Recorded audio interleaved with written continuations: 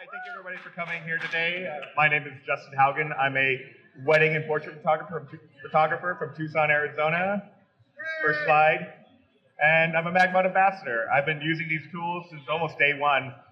When I first started getting into using flash photography, I thought I don't need grids, I don't need any kind of diffusion. I wasn't really into using those kinds of modifiers. So when I bought my first MagMod kit, the basic kit, I really didn't know what I was getting into. And little did I know that those grids would change my life and my ideas about lighting and my work forever. And so I'm going to show you some images. Hopefully they impress you. At the very least, maybe you'll be like, meh.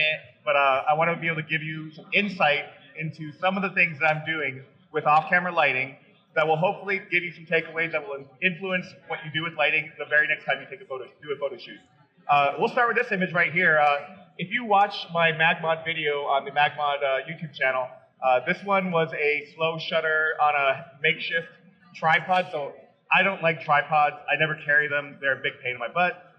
But I'm a firm believer of the idea of tripod anything, tripod anywhere. So I've used my shoe as a tripod on the ground. I use my think tank bag as a tripod. Anywhere I can place my camera on to a sturdy surface and get a slightly slower shutter speed when I need to, I'll drag that shutter as much as I can on anything, even old shoes. So in this photo, I think I had a Pelican case. I positioned it on top of the case, angled it up with the handle of the case, and I was looking to get like a really nice compartmentalized light pattern on my subject, so I used a MagGrid and MagSphere. They combine very nicely to give you a nice round, tight pattern of light. What I'm looking for is what I call subject legibility. I want my subject to be the most readily identifiable thing in the frame as soon as you look at the image. That should be your goal in every portrait you do. No matter how big the scene, how small the scene, your portrait, your subject should always be the most important part of the photo. And I do that with a lot of different tricks. It's either depth of field using wide open apertures. It could be compositional with leading lines. But for me, it's usually light. So I want my subject to be slightly brighter and more recognizable than the background area around it. For this photo in particular, I dragged the shutter around like 1/3 of a second, maybe half a second to 1 second, because I wanted to get that full movement of the streetcar moving by. And then at the very end, I shot rear curtain flash. So the flash popped right before the shutter closed to give me this nice compartmentalized light to light up my subject. I had the light positioned just slightly higher than her eyes, pointed downward towards her. I also did what I like to call reference lighting. And when I say reference lighting, I want the light in the scene to be intuitive to what's going on in the ambient light. And what I mean by that is, I introduced a second flash in this photo, positioned just out of frame to the left, giving this nice little subtle rim light. That little bit of accent light is coming from a second flash. But if you're looking at this photo, you're probably thinking it's coming from the streetcar because it's mimicking that same color of light coming from it. That's a creative decision that I made to introduce a second flash because I want the light that I put into the scene to mimic it and look like the light coming from the scene. So maybe if you're looking at this and you don't know anything about photography, everyone here knows everything about photography, but your average viewer, our clients, don't know anything. So when they see this photo, or if anyone else sees this photo, they might think that's a street lamp just out of frame, and that light coming off the back corner of her, giving her this nice three-dimensionality, they might think that's a light coming from the streetcar. So start thinking about light in these terms, that we're referencing light in the scene, that we want the light to look natural and intuitive to what the eye sees normally. But we're also I'm trying to think of a good word here. We're wizards, we're magicians. We are doing things to suspend the disbelief of what an image looks like. We are trying to make people see things in a highly romanticized and interesting way. I want this person to look back at this picture and think of herself in this really cool way. When she sees this photo, I want her to go, wow. And I want to, with MagMod, I'm making it people go, wow. A little BTS here. I'm getting really into photographing athletic portraits, and my goal on this photo was how many lights can I use? I was trying to break my own personal Guinness Book of World Records. I think I did it in the next photo. We went five flashes here. I'm a big fan of the MagBox. If you haven't seen the MagBox, they've probably got a few. Oh, here's one right here. I love this modifier right here. Very easy to set up quickly. The cool thing that it has that isn't set up on it right now is what's called the focus diffuser. This modifier right here is a diffusion panel, so you still get that diffused light look when you're using a softbox. That's critical to get that softer light when your light isn't close to your subject. What's important about the focus diffuser is that it focuses light down to a 40 degree spread. And why that's important is, in my photography, I want to make sure that light only hits surfaces where I intend it to.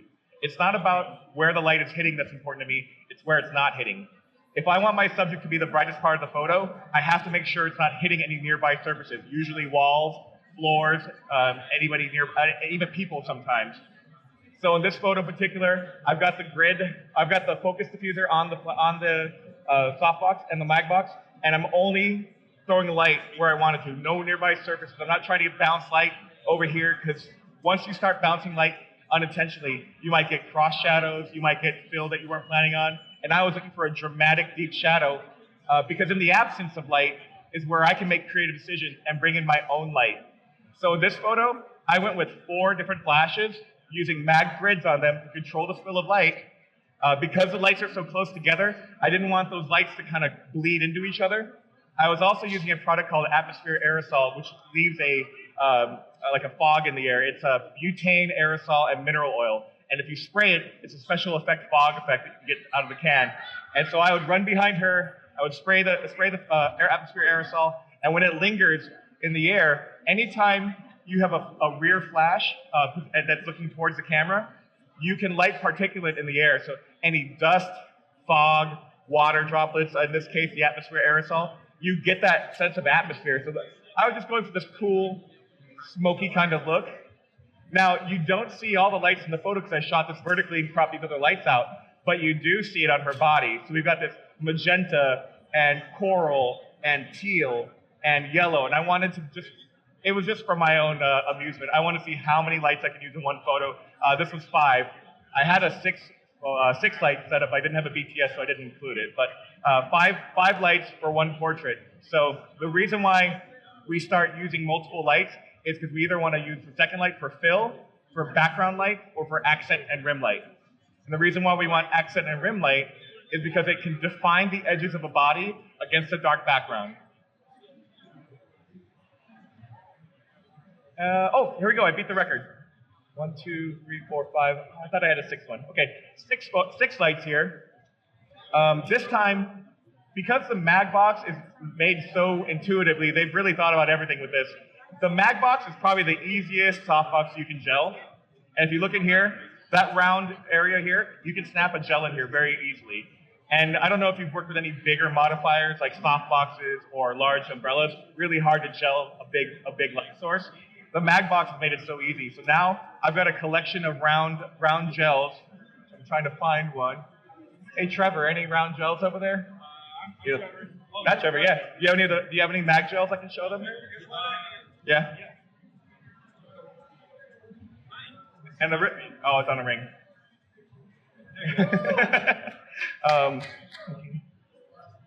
And the really cool thing is I'll show you how it works. When you have your diffusion panel on, you can go in here and reach in real easily and just snap it in right there by feel. It's like trying to take the bra off a prom date. Sorry. I'll close my eyes and do it. Sorry, we're family friendly. I shouldn't have said that. So,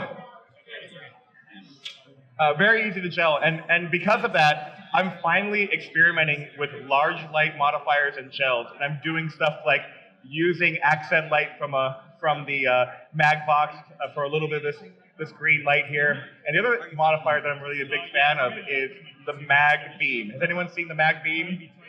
It's not only used to throw light very far with a lot of output, you can also dense it down, throw these little masks on, the Mag masks on it, and get very controlled tight light. So what I've done is I've actually gaffered my Mag mask to get a little small sliver of light, and I just want to light the tiniest of areas on her body. And just for the heck of it, I wanted it to be my key light. So I wanted to give her a little bit of yellow key light, a little bit of green fill, still working with those accent lights. We can start playing with color theory. If you're a fine artist, I'm not a fine artist, but you can start playing with the idea of recessive and dominant colors, colors that come forward more in the scene and colors that recess more. Warmer colors come forward, bluer colors recess. So we can play with the idea of the hierarchy of the attention that your eye goes to as far as finding the subject of the scene. So start playing with these ideas, start playing with color, have some fun. To me, this is like photography finger painting. I get to put a cool composition together and be really colorful about it, because for me, my work is colorful. I love showing as much color and depth and tonality in a photo as possible. So start playing with colors. It's really easy now that the MagBox has come out with this really cool gel system. Plus all the regular standard gels that work with our speed lights with the MagGel holder. So this photo I photographed in Boston at the Crane Estate in Ipswich, Massachusetts. I live in Tucson, Arizona. This lovely couple brought me all the way out to the Boston area to photograph their wedding. When I walked around this property, I saw this giant mansion, and I thought to myself, I said to my assistant, I'm gonna light that house up with one light tomorrow. He said, one light? I said, with one light. And the reason I was able to do this was the distance from me to the subject to the house was pretty far. And I shot this with a 105mm lens. I knew in my head that I wanted a really narrow depth of field. I wanted my subjects to be sharp. I wanted to throw the entire estate out of focus, and I wanted to light it with a really cool color. So right before the shot, I asked the bride what her favorite color was, and she said, blue. And I said, cool, magenta, let's do it. So and I'm going to show you a pullback of the shot so you're going to see exactly how far we were. If I had to guess 150, 200 feet from the house, one flash on the ground with a MagSphere, I always struggle with that word, sphere, and it has a gel holder in it. So I can get a nice round, wide throw of light and throw as much light as possible into the scene. I think I was right around 1/200th of a second, 105 at 1.4, ISO 600. So I wasn't even at like ISO 3200. So it's a pretty noise-free image, and I lit a whole house. The other cool unintended consequence of this photo was, you might think that I had another light pointed at them for some rim light. What actually was happening is as the sphere was pointed that way, there was backspill coming out of the sphere. And so I got a nice little rim. I even got some light on the ground, which I'm not crazy about spill on the ground. So what I did to mitigate that was I got as low as possible so I wouldn't see as much of the ground as possible behind them. So you'll see my next frame is a pullback shot. So one light did all of that work. And so I think I was using an 8200. I was probably at full power. So I'm throwing 200 watt seconds of light at this house from, let's call that 200 feet away. So start thinking about light in these terms. How far does light spread the further that light source is away from the backdrop or the subject? We can light really large things and be very creative. And when I see I'm going for bigger and better. Like I think like someday I want to see if I can like creatively light a cruise ship or something. So I think with MagMod and a cool flash, like some flashes, I could definitely do that. Question? How far was your couple away from the light? She's asking how far the couple was away from the light. If I had to guess, they were probably just out of frame, like here, if we're looking at the distance between them. So maybe 10 to 15 feet. Okay, get my breath. Next frame. I like to talk about compartmentalized light. We are light MacGyvers. We are hiding light wherever we can. The idea is that we want to make a believable image. Be creative. Use your environment to hide a light. So I've got two lights in this photo, one here in the stand, one here in the stand, pointed directly at their faces. Both lights, I was just using one MagGrid on them. And again, I like this nice compartmentalized light.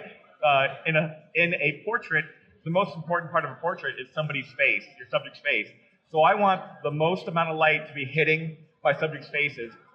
When I look at a light and I look at the line of fire that it has, to me, I draw an imaginary line coming straight out the light source, and I'm aiming that light source for somebody's eyes.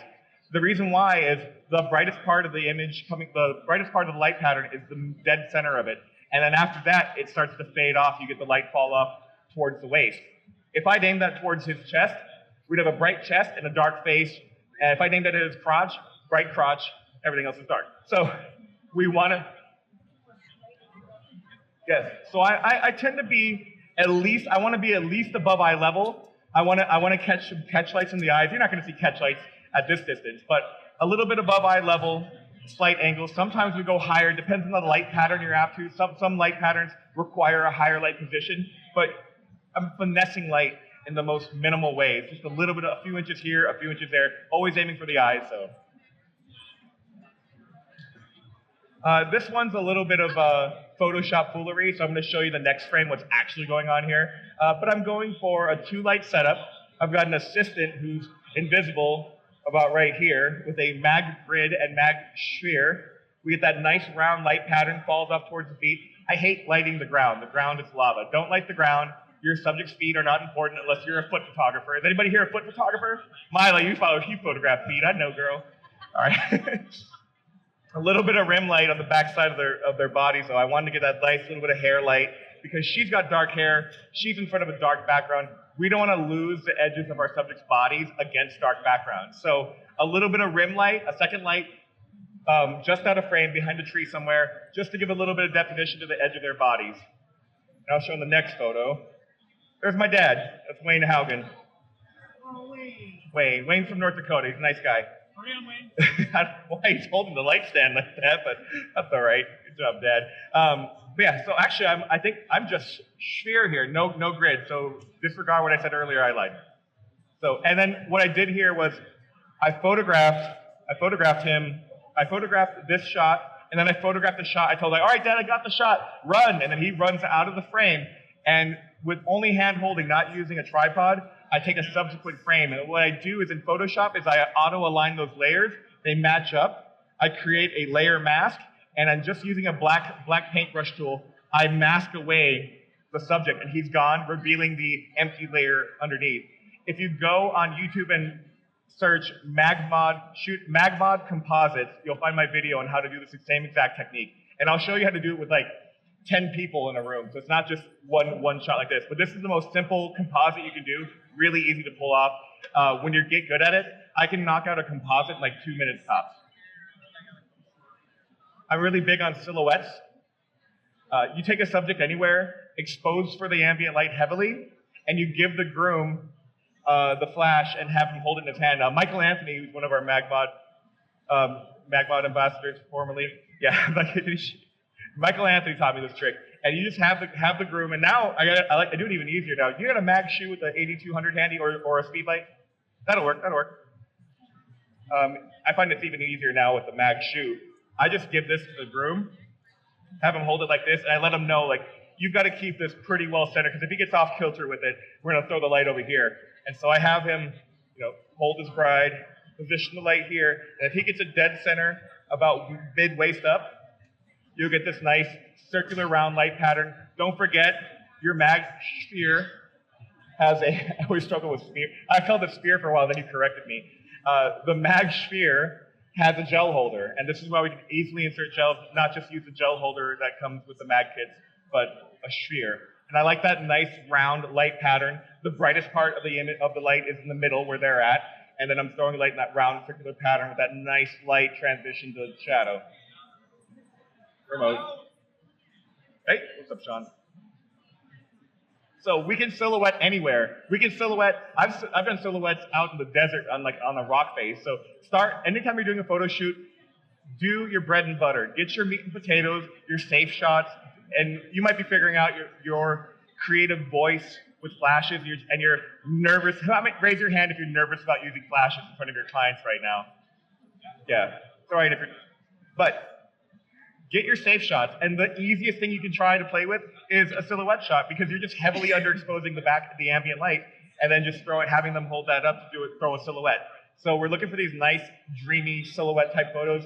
If you really want to get tricky, the next shot could be a second light introduced as a key light, and you could light them up against their own silhouette. Because anytime there is darkness in a photo, we can now make creative decisions about the light that we want to bring in.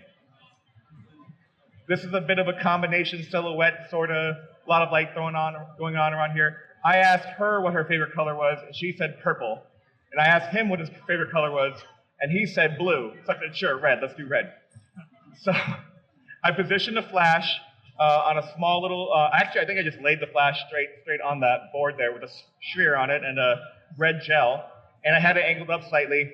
And I was able to throw enough red light that some of the light came from the top of the gazebo and onto them. So the whole scene is red here. And then I went behind them, probably another 100 feet. And remember, if you want to throw light in a wide area, you have to have the light further back, because if I had that light really close to the gazebo, the purple light would have maybe hit this area in a small circle. But in order to get that spread of light, I had to throw the light way further back, maybe 100 feet, and I had to really ramp the power up to get the maximum amount of light efficiency to reach that distance. So another 80, 200, couple hundred, 150, 200 feet away, full power purple gel in the MagSphere. Our work doesn't have to look flashy. We can balance flash work with ambient and make things look more natural. Sometimes my objective in lighting isn't to be dramatic and moody and edgy and super colorful. Sometimes who here thinks you're light and airy? That's not a bad word. Like, anyone light and airy? Okay, I wouldn't out myself either. But if your work tends to balance a little more brighter and you don't really retain color in the sky in your work and you blow it out just a little bit because you like the feel of it, you can still balance the ratio of your flash against that and have a more natural toned image. I'm using a mag box here with a standard diffusion panel. Nothing crazy here. So your work doesn't have to look flash driven if that's your style. But that's my style, and I like to shoot athletic portraitures. I like controlled lighting environments. I love the challenge that a new environment brings my creative mind, because once you give me guidelines, you give me leading lines, you give me environment, you give me mood, I want to light people to reflect that. And so in this photo, she was going for, she told me, make me look like a badass, so I wanted to make her look like a badass. I positioned the light just to the right of her. I'm going to show you BTS so you can see the pullback. I'm also going to show you how your position relative to your subject and your light placement can change, and you can get different results. So one light placement, two different body positions on myself. Oh, I'm almost out of time. Holy crap. So I just moved around her to the other side to get this photo. Same light positioning, and that's where the light was relative to her in that corner. Two totally different moods, same light setup. So get creative with your body positioning. If you've exhausted one location, move around a little bit and see what else you can get. I've only got 3 minutes left. Light position just out of frame. I like throwing lights in the shot. Sometimes it gives this cool music video type feel. Again, I'm using that atmosphere aerosol. I'm going to talk a little faster, go through slides quicker. Here's a pullback. There we go. There's the light. Focus diffuser. Trying to keep the light off the ground. The ground is lava. Don't light the ground. Don't have a pullback of this, but I've got a light just out of frame, aimed this way with a teal gel and a grid. I got another gridded light in the background with a lime gel, and I sprayed that atmosphere aerosol, and she's looking directly at a softbox in front of her right here. And I just told her to do this for like an hour.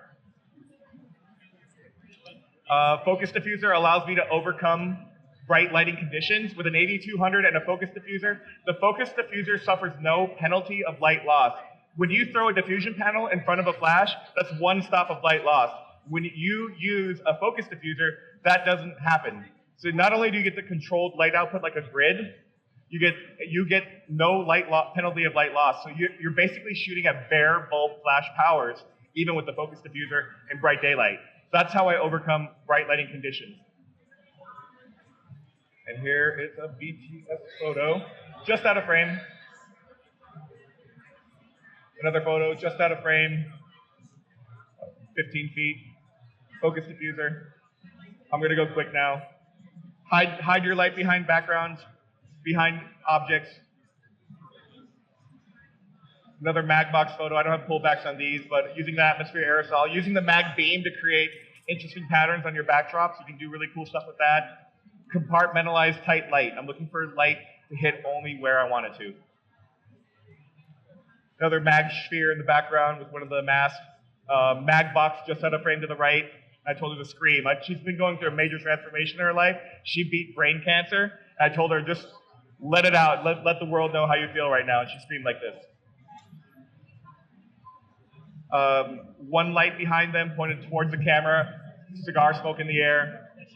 He's just out of frame, just forward maybe 3 or 4 feet. I've got a double gridded flash with a sphere on it to get that nice round light transition at the end, lighting just his face. So he was in complete darkness, just like everybody else in this shot, and I only wanted to light his face because he's the groom and the most important part of this photo. Composite photo, Google, go on YouTube and search MagMod composites. You'll find this video on how to do these. And we can use creative gel to change the color of the sky. I used two half green, CT green, I can't remember, the green corrective gel to then light them, and it made them look really green, but when you go into Lightroom and change your tint to magenta to compensate for the green, you push the sky to purple. So you can play with corrective gels this way to do creative things with the lighting. And I'm getting the time to get out of here. Just stand here, Justin. Oh, there we go. And you can find me on Instagram. My IG is Photo Warlock. Thank you so much for coming to my TED Talk. MagMod Talk.